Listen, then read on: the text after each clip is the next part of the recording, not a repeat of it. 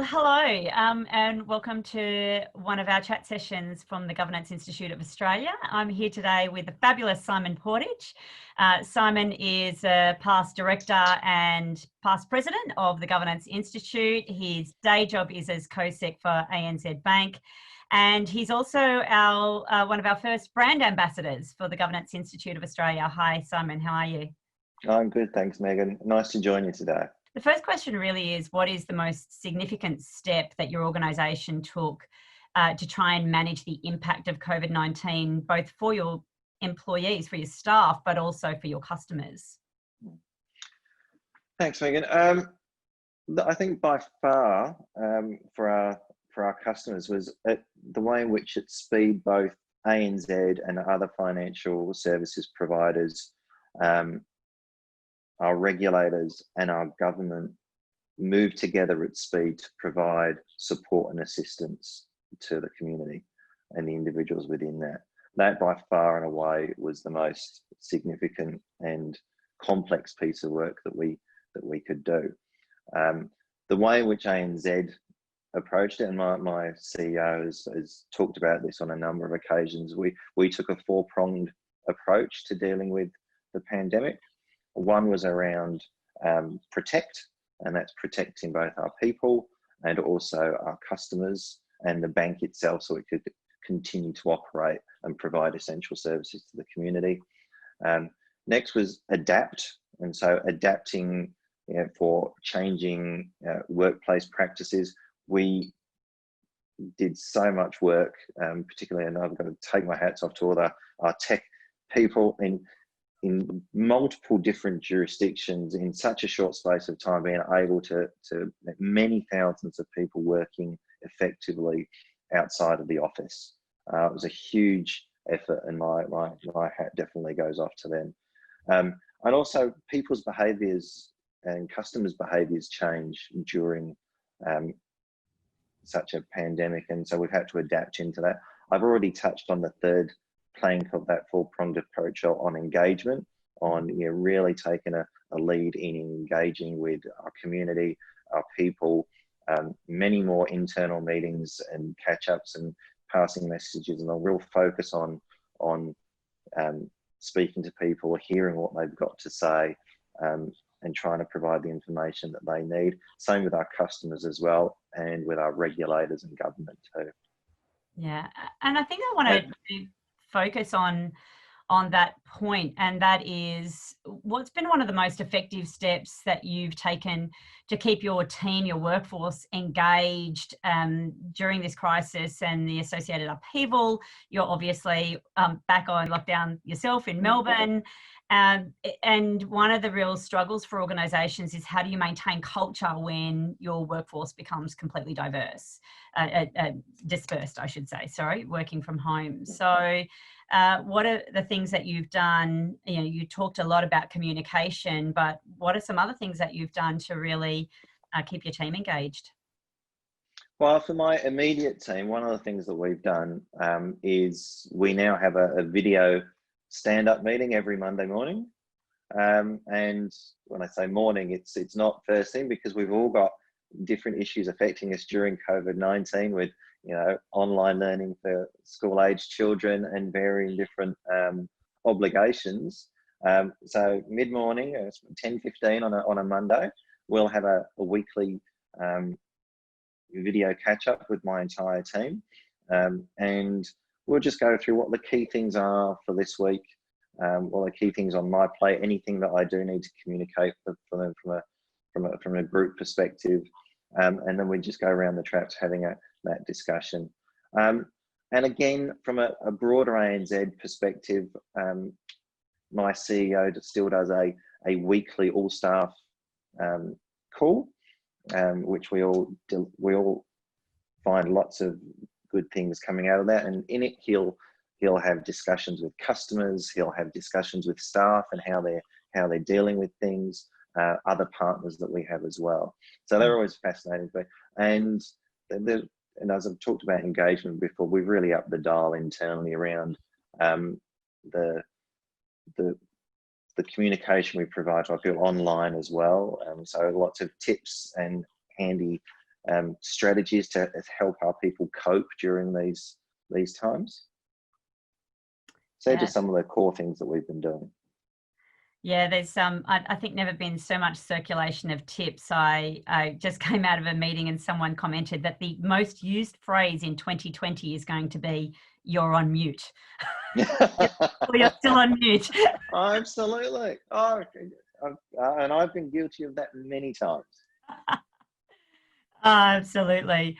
So I guess on a little bit more of a serious note, we're a long way from out of COVID-19. Still, significant health issues to be obviously taken care of, and then an economic crisis following very rapidly thereafter. What's keeping you up at night still? Oh, a number of things, both from a work-related and personal. I mean, I think you just need to recognise the human element of it. I'm originally from the UK. I moved to Australia in 2005, and my parents and the rest of my family are still in the UK. And because of some pressures of work and things, I hadn't seen my parents for 2 years. Mm. And although we Skype every week, and they were due to come out for a visit in March, and so that was just as COVID-19 hit, and they had to cancel their trip. And it's one of the things is when am I going to get to see my family again? That certainly keeps me awake at night. And just just how long is this all going to last? How long is it? When will things open up again? On a work front, I suppose being in the role that I have, and as I've talked about, being at the nexus between board and management, when you're not having those daily one-on-one conversations, and even those those corridor conversations that you can have, you're just concerned that you might not join all the dots every single time, and that at some stage you might miss something. We're all human. So that's one of the things that I suppose from a real practical perspective that keeps me awake, and just need to keep the vigilance heightened. Yeah. And also to keep watching out for the people that you work with, and understanding that these are troubled times, and people are all human. Yeah, once again, listening to the silence is easier when you've got visual cues, but when everyone's alone at home in their homes, it's harder to do, but you've still got to listen to the silence and look out for the signs of people that are in trouble. Absolutely. So for ANZ, what's I think if you can look to the short term, because at this point in time no one can really predict the long term. What is sort of the next steps on the pathway out of the pandemic for ANZ? Well, as an organisation, it's really looking, as I said, in 32 different jurisdictions. Even the issue of returning to the office is very different, based around not just what state you are in Australia, but also in all the different countries in which we operate. So a huge amount of work going on there to understand what the needs of our workforce is. Obviously, a huge focal point is the support that we provide to our customers, and what that's going to look like on a long-term basis. And then for me as well, just looking at how I support both my executive and my board. What does this mean for us in the long term for how we govern ourselves, and what lessons can I learn from all of this? And there are different behaviours that we now have because we've had to get used to doing things differently, and how can we take the best of those and continue improving and shifting the dial on performance? So I have a couple of, I guess, really functional questions, and the first of those is, how has the cadence, the duration and frequency of meetings been impacted for your board? And that's a reflection on many boards, I guess. We're seeing shorter, more frequent meetings, perhaps being more appropriate in the current times, and obviously remote settings for meetings. So, much more digital technology. What are you seeing as some of both the benefits and the challenges of that as well? Well, for us, the cadence did change. That we're now in a position where we are reverting back to a more normal cadence. We did have many more shorter, sharper, up to the moment briefings rather than your formal pack will go out a week in advance of the meeting, and the meeting agenda is focused around those papers. It's a case of what's happening now. Things are moving very quickly. What do we need to know? How do we learn? How can we provide support?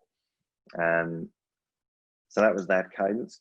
In terms of meetings itself, one of the practical things that I've found is, whereas there is still so much to get through on a regular board meeting or an executive meeting, the importance of regular breaks now when you're in a fully online world. Whereas in the past you could all be sat in one room together and you might work through breaks, because you have to be so focused during these sessions, that there is a real need to make sure you do take those breaks, because you find at the end of the day it is incredibly wearing. Yeah, the Zoom world is definitely very surprisingly tiring. I think a lot of people thought, oh, it's going to be so much more relaxing. I'm going to be sitting, in my newsreader's attire with, corporate up top and party down below. Yeah. But it's actually really exhausting being on digital meetings all day. It is very much so. So we just have to understand the I suppose the psychological impact of that on the people that are participating in the meeting. What we've also seen is probably a fewer number of presenters at each item as well. Really trying to focus that discussion and try and make every agenda item as efficient as it can be. And have you had challenges with directors in different time zones?